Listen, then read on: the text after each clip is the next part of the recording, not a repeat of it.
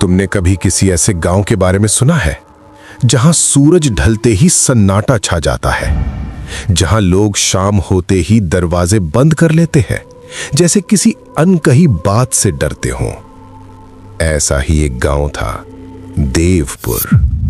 छोटा सा गांव, मिट्टी के घर, पुराने पेड़, लेकिन उसके बीचों बीच खड़ा था एक पत्थर का मंदिर। नाम था शिवालय। कहते हैं किसी राजा ने बनवाया था वो मंदिर, पर अजीब बात यह थी वो राजा कभी उस मंदिर को देखने नहीं आया। कोई नहीं जानता क्यों। गांव वाले कहते थे, अरे भैया जी, वो मंदिर की घंटी अपन आप बजत है। कभी किसी ने उसे छुआ नहीं, फिर भी रात के सन्नाटे में वो टन टन की आवाज गूंज उठती, और जैसे ही वो आवाज आती पूरा गांव थम जाता था।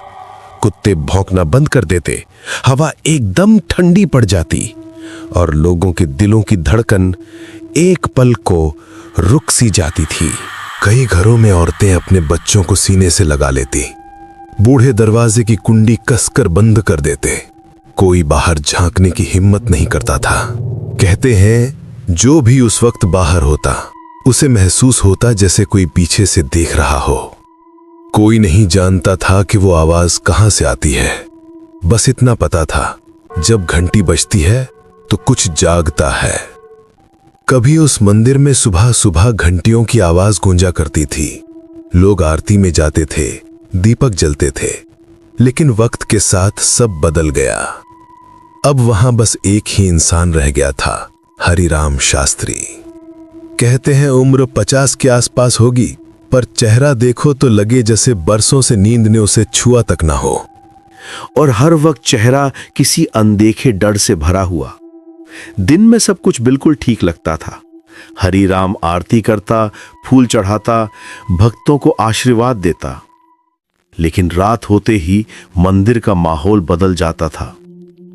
दरवाजे बंद होते, पर अंदर से हल्की सी रोशनी दिखती, जैसे कोई दीपक अब भी जल रहा हो। और कभी कभी हवा के साथ कोई धीमी सी आवाज तैरती हुई बाहर आती, जैसे कोई मंत्र नहीं बल्कि कोई फुसफुसाहट। कई लोगों ने कहा कि उन्होंने हरिराम को रात में खुद से बातें करते देखा है, जैसे कोई उसके सामने खड़ा हो, लेकिन वहां कोई नहीं होता। गांव की औरतें धीरे से कहती, रात में मंदिर मत जाना, वहां अब भगवान नहीं रहते। कहते हैं हरिराम के पिता भी इसी मंदिर के पुजारी थे। बहुत श्रद्धालु, शांत स्वभाव के इंसान। हर शाम जब वो मंदिर की घंटी बजाते तो पूरा गांव थम जाता था। हवा में भक्ति की खुशबू घुल जाती थी। लेकिन एक रात सब कुछ खामोश हो गया। न आवाज, न कोई निशान। सुबह जब लोग मंदिर पहुंचे तो दरवाजा खुला था। दिए अब भी जल रहे थे, पर अंदर कोई नहीं था। उस रात के बाद से मंदिर की हवा बदल गई।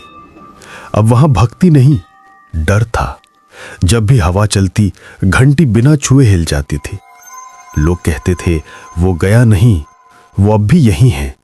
हरिराम से सबने कहा, बेटा ये मंदिर छोड़ दे, अब ये जगह पवित्र नहीं रही। लेकिन वो बस शांत होकर कहता, मैंने देवों से वचन लिया है, यहां से नहीं जाऊंगा। धीरे धीरे लोगों की बातें भी डर में बदल गईं। कोई कहता, अरे भाई, अब वो भगवान की नहीं, किसी अंधेरे देव की पूजा करता है। गांव वाले अब मंदिर के पास से गुजरते हुए कदम तेज करते थे, और जैसे ही शाम ढलती उनके चेहरे का रंग उड़ जाता था। और जब अंधेरा पूरी तरह उतर आता तो लगता था मंदिर की दीवारों से कोई धीमी आवाजें फुसफुसा रही हैं।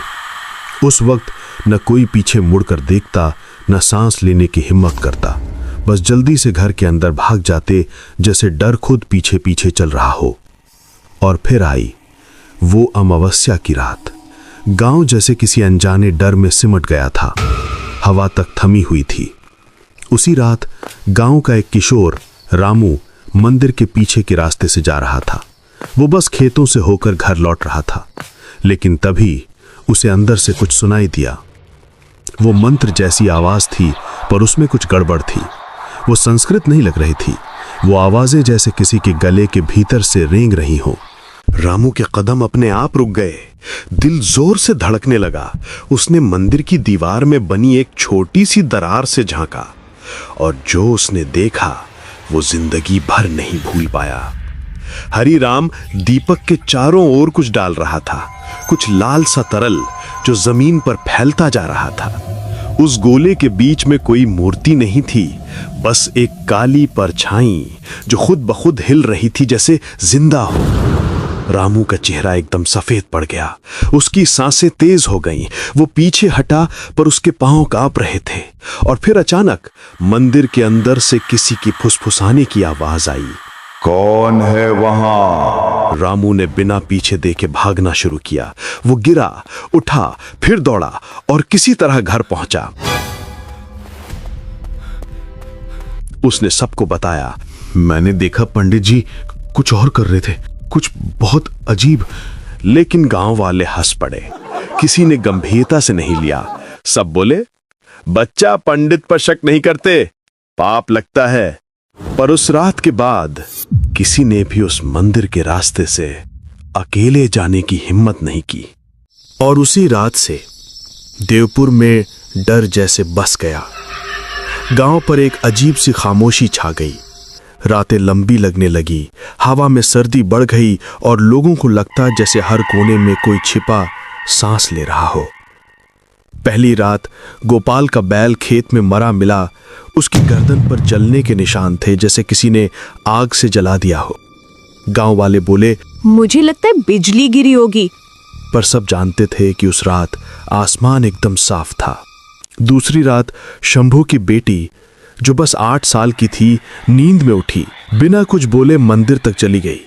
सुबह जब लोगों ने पूछा तो उसने मासूमियत से कहा, मुझे कुछ याद नहीं, बस किसी ने कहा था कि आरती का समय हो गया है। ये सुनते ही लोगों के अंदर डर का माहौल छा गया। और तीसरी रात मंदिर के बगल वाले बरगद के पेड़ से लगातार पत्ते गिर रहे थे। हालांकि हवा बिल्कुल नहीं चल रही थी। जब एक किसान पास गया तो देखा पेड़ की टहनियों पर दर्जनों छोटे छोटे दिए लटके थे, जो किसी ने जलाए भी नहीं थे। घंटी की आवाज अब हर रात सुनाई देने लगी थी। हरिराम की आरती के साथ साथ कोई और भी गा रहा था। वही लय, वही शब्द, पर आवाज इंसानी नहीं थी। धीरे धीरे गांव वाले उस आवाज को सुनकर कांपने लगे। किसी को नींद नहीं आती थी, बच्चे रोते रहते और बुजुर्ग कहते, ये आरती नहीं, बुलावा है। आखिर सरपंच ने फैसला लिया कि अब बस मंदिर बंद करना ही पड़ेगा। अगले दिन सुबह होते ही सरपंच कुछ गांव वालों को लेकर मंदिर पहुंचा। लोग धीरे धीरे आगे बढ़े और देखा मंदिर के दरवाजे के सामने राख की एक सीधी रेखा बनी हुई थी। हरिराम वहीं खड़ा था, सफेद कपड़ों में, पर चेहरा वैसा नहीं था जैसा पहले हुआ करता था। आंखें लाल और होठों पर एक हल्की मुस्कान।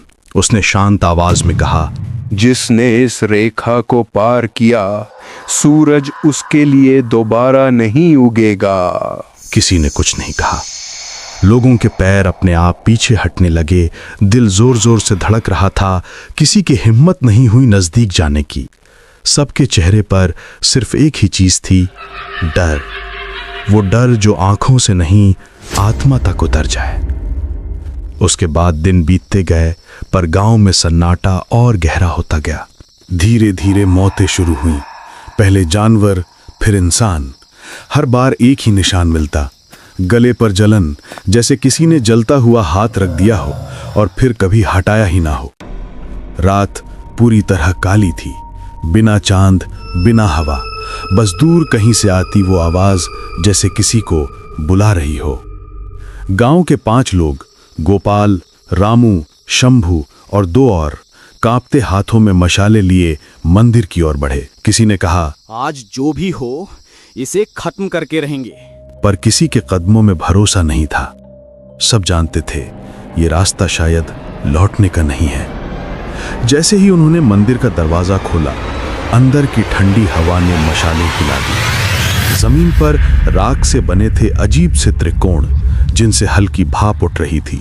बीच में हरिराम बैठा था, आंखें बंद, होंठ हिल रहे थे जैसे किसी को पुकार रहा हो, जो यहां नहीं पर फिर भी मौजूद हो।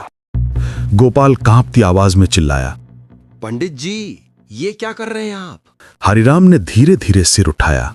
उसकी आंखों में अब सफेदी नहीं थी, बस गहरा काला अंधेरा, और उस अंधेरे में जैसे कुछ हिल रहा था। वो मुस्कुराया बहुत हल्के से, फिर बोला, तुम लोग जिसे अंधेरा कहते हो, मैं अब उसी का पुजारी हूं। रोशनी तो बहुत पहले मर गई। जैसे ही उसके होंठों से ये शब्द निकले, मंदिर की सारी घंटियां एक साथ बज उठी। इतनी तेज कि दीवारें कांप उठीं। दीपक एक एक करके बुझने लगे, राख उड़ने लगी, हवा में घूमती हुई, जैसे किसी अदृश्य चीज ने उसे उठा लिया हो। फिर आई वो आवाज, एक चीख, इतनी भयानक कि मशालें अपने आप जमीन पर गिर गईं। फिर कुछ नहीं, बस सन्नाटा, इतना गहरा कि लगता था जैसे दुनिया ही रुक गई हो। सुबह जब गांव वाले पहुंचे, मंदिर का दरवाजा खुला था।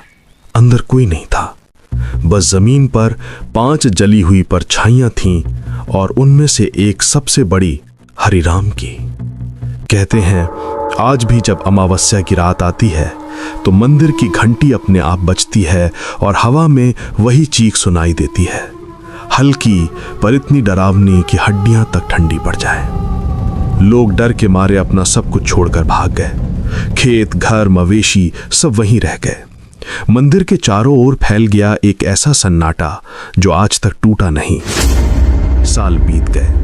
देवपुर अब बस नक्शे पर एक धुंधला नाम भर रह गया था।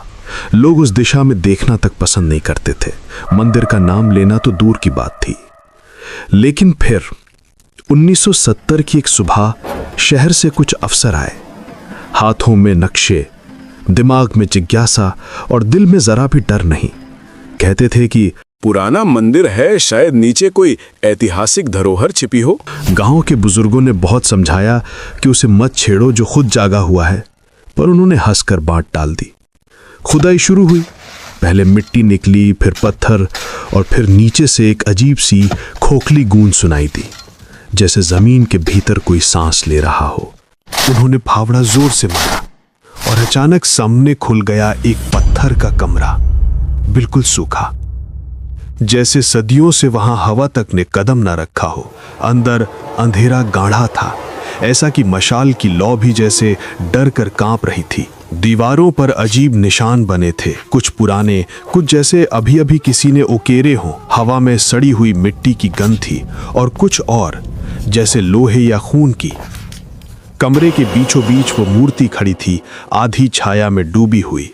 उसकी आंखें पूरी खुली थीं, पर उनमें कोई रोशनी नहीं थी, बस गहराई जिसमें देखो तो लगे जैसे कोई तुम्हें वापस देख रहा हो। और तभी पीछे से एक अफसर की आवाज टूटी, ये मूर्ति सांस ले रही है क्या? बाकी सबने कुछ नहीं कहा, क्योंकि तब तक सब सुन चुके थे। पत्थर के नीचे से आती वो धीमी सी धक धक धक, जैसे जमीन के अंदर कुछ जिंदा था। रात में वो अफसर देर तक अपनी रिपोर्ट टाइप करता रहा। कमरे में बस टेबल लैंप की पीली रोशनी थी।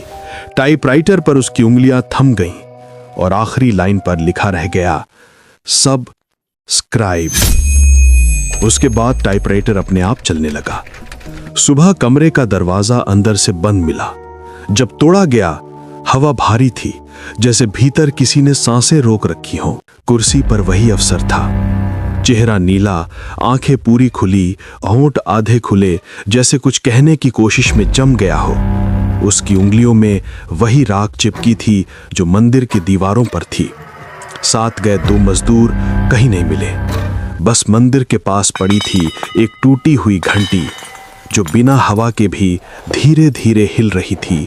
आज भी अगर तुम देवपुर के रास्ते से गुजरो तो हवा कुछ ज्यादा ठंडी लगती है, जैसे कोई अदृश्य सांसें तुम्हारे गले से टकरा रही हों। पेड़ हिलते नहीं, लेकिन उनकी परछाइयां जमीन पर ऐसे रेंगती हैं जैसे कुछ तुम्हारे साथ साथ चल रहा हो। रात वहां जल्दी उतरती है और सन्नाटा इतना गहरा होता है कि तुम्हें अपनी ही धड़कन भारी लगने लगती है। और फिर कहीं दूर से वो आवाज आती है, धीमी, टूटी हुई पर साफ, घंटी की नहीं, किसी मंत्र जाप की।